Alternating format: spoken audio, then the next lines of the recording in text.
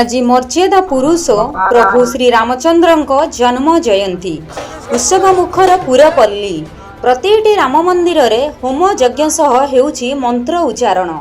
पुरी कणास गड़गड़पुट ठारे थिबा पाद देश रे प्रभु श्री राम मंदिर रे महा आडंबर सह पूजा अर्चना अनुष्ठित होईछि।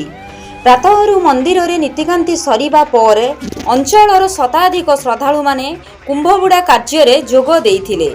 मंदिर प्रांगण रे अनुष्ठित विश्व शांति महायज्ञ रे मंत्रध्वनि प्रकंपित होइथिला सारा अंचल। सुसज्जित पुष्प विमान रे प्रभु राम लक्ष्मण सीता हनुमान को धरी ग्रामवासी नगर परिक्रमा करिथिले। नगर परिक्रमा बेले हनुमान नाच सह बाजा बाण घंट हरिबोल हुलहुली रे गाँ रे सृष्टि होइथिला भक्तिमय परिवेश। हजार हजार श्रद्धालु और ग्रामवासी प्रसाद सेवनर व्यवस्था होइथिला। रेश्मा मांधाता और संजय कुमार राय यह भव्य आयोजन को नहीं समस्ते प्रशंसा करिसंती। पवित्र रामनवमी उत्सव रे सत्यवादी विधायक ओम प्रकाश मिश्र पुरी सांसद डाक्टर संबिदी पात्र जोगदे भक्ति अर्घ्य अर्पण करथिले। कणासरू कैलाश दासଙ୍କ रिपोर्ट न्यूज टाइम ओडिया। जय जगन्नाथ। आज होची पवित्र रामनवमी अवसर आपण देखुचंती मंत्रोच्चारण होची पूरी होची महाप्रभु क्षेत्र। आमे प्रत्येक वर्ष परी अंचल अंचल बुली पुरी ब्रह्मगिरी पिपिली डेलांग सदर सबुआडे बुली महाप्रभु रघुनंदन को एवं जगन्नाथ को मन पकाउछु। आज बहुत सुंदर वार्ताटे केंद्र सरकार को आसी से वार्ता पाई मध्य मु धन्यवाद देवी प्रधानमंत्री को। आज रामनवमी रे वार्ता आसी कि पेट्रोल और डीजल उपरे जो एक्साइज ड्यूटी भारी मात्रा रे तार कटौती करा हेछि।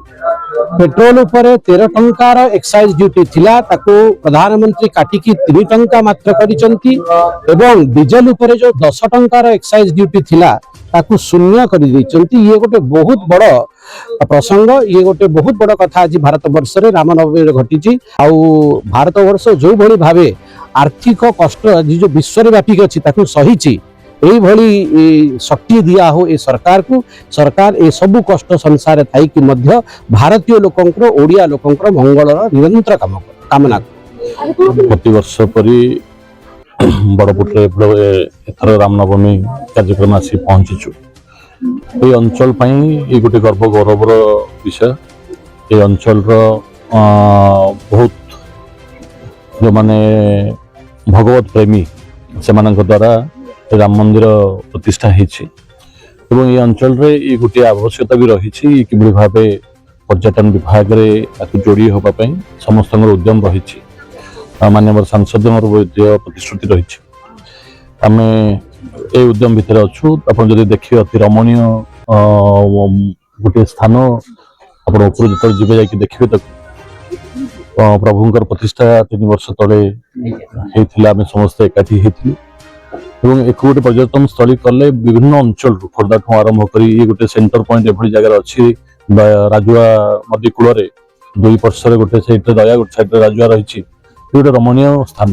तेणुक पर्यटन विभाग में पंजीकृत हवा द्वारा बहु पाख आखपाख अंचल लोक आसी प्रभुंर दर्शन करेंगे। ये प्रभुंर महात्म्य गुणगान। टांगी ब्लॉक चेयरमैन आज गोटे पवित्र रामनवमी अवसर रे गड़ बड़पुटर ग्रामवासी मानकर जहाँ उत्साह आज आपण मैंने अनुभव कर एठी जो हनुमान प्रतिष्ठा राम मंदिर प्रतिष्ठा हबारे जो प्रयास से गुमान सिंह परिवार तो ता सहित ग्रामवासी एवं महिला गोष्ठी मानकर सहयोग रे ए मंदिर आज गढ़ी उठी। आज को यहाँ 3य वार्षिक उत्सव। अब यही उत्सव रे आज आम पाखे मुख्य अतिथि भाव में श्रीजुक्त सांसद संबित पात्र एवं तत्सहित आमर विधायक ओम प्रकाश मिश्र भाईना एवं एठार लोकल सरपंच प्रतिनिधि मध्य उपस्थित थिले। तत्सहित आज जो कार्यक्रम यज्ञ होउची एथिरे सखाळु ठारु जे नीतिकर्म एपर्यंत चालू रही एवं से लोक मानकर विरति नहीं आग्रह सहकारे प्रत्येक कार्यक्रम सहयोग सहित करि आछंती एवं महिला मानकर जो उत्साह जे एठी राम मंदिर होला प्रतिदिन आसिक माने प्रभु पाखे किभली भाव में कर वर्षक 12 मास जाक अनुभव लगुच। देखिले बहुत भल लगे। तेणु मु 3 वर्ष जाक उपस्थित अच्छी। गणगणपुर राम मंदिर 2024 प्रतिष्ठा होता यहाँ तृतीय वर्ष एवं लोक मैंने बहुत उत्साहित होते आमर सका कलश यात्रा तापर ग्राम परिक्रमा यज्ञर जहाँ जमी नीतिक्रम हवा कथा से सब चली आमर अतिथि मुख्य अतिथि भाव जोगदे डॉक्टर समिति पात्र माने विधायक ओम प्रकाश मिश्र एवं सरपंच कार्यकर्ता माने तेणु बहुत माने लोक मैंने बहुत उत्साहित अच्छा प्रति वर्ष यहाँ सेलिब्रेट होची बाबा गोटे स्वप्न थिला यहाँ सेलिब्रेट कर माने प्रतिष्ठा करने आम चाहूँ ये मंदिर केमी गोटे पर्यटन स्थली रे मान्यता पाऊ से आम अनुरोध करुचु